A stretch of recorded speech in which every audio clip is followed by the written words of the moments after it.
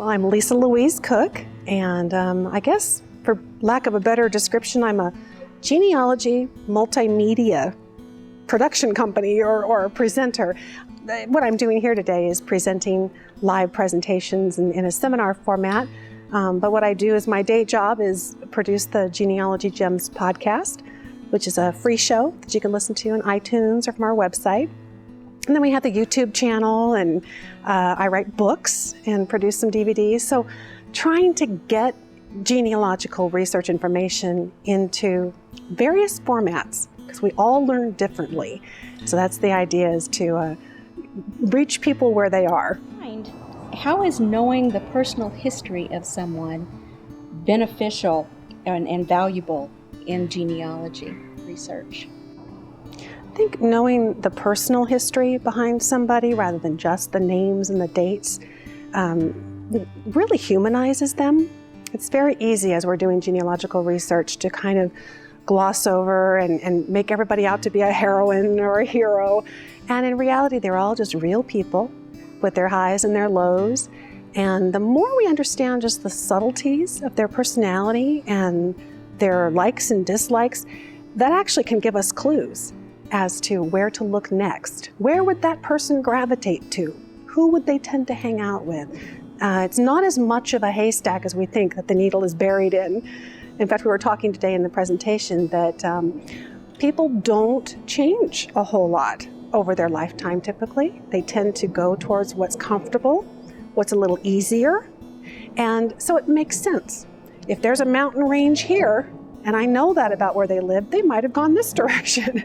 That's the path of least resistance. So knowing more about them on a personal level helps us with our research, but then it also really just helps us remember these are individual people with hearts and minds and souls, and we have to remember them as the whole person and not a glossy version of what we think they were. What are some questions that you would like to have answered from your own ancestors? Questions I'd like to have answered by my own ancestors. Several. I would be really interested to know, my grandmother, who I was very close to, I have come to learn that as a young girl, she was very interested in theater. She was actually, and I started that way as well. And I'd be really interested to know why she didn't pursue it. I think also, I would love to talk to her mother.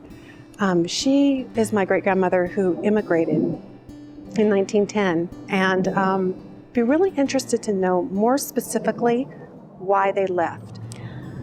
I think in preserving the past, what I hope people will keep in mind, what I hope I tried to convey today in the seminar, was that we can get really excited about the research. We're all detectives at heart, and it's exciting and it's fun.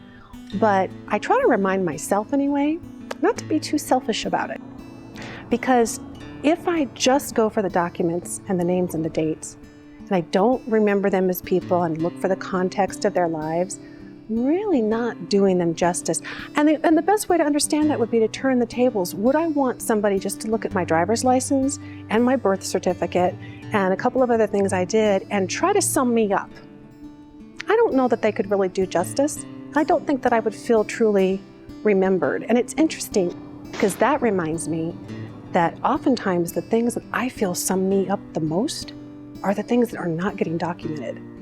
And so it's a good reminder when I think about how I want to treat my ancestors, that I need to invest and carve out a little bit of that research time to document myself and to maybe have more of a proactive approach in how I'm remembered.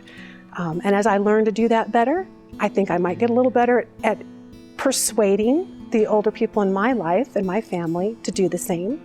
A little bird told me recently that my father, who is typically very quiet and very stoic, he has been working on recording his whole life story for me, which just floors me because I don't know how many of my recitals he ever went to or anything like that, but he seems to get it, that this is a passion of mine. And I think maybe by a few things I've done, he's really understood that.